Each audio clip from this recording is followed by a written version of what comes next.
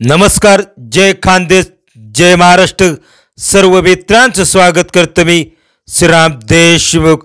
Triple Maharashtra Kesari होणार पैलवान शिवराज राक्षे असं वाटतं मित्रांनो. 2022 मध्ये महाराष्ट्र केसरी झाला शिवराज राक्षे.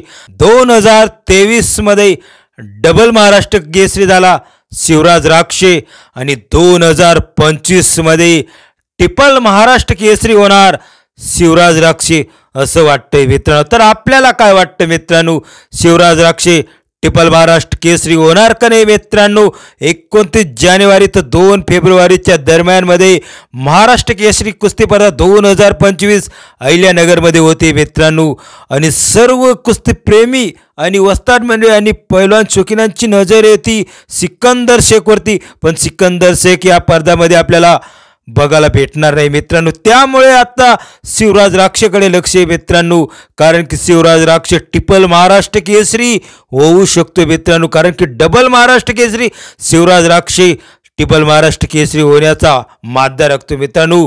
आणि होऊन दाखवू शकतो मित्रांनो.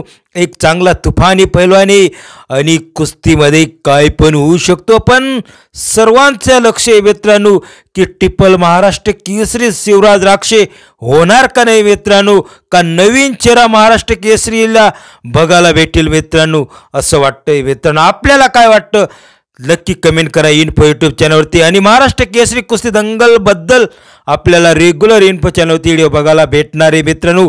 व्हिडिओ आवडल्यास इन्फो चॅनलला कनेक्ट राहा.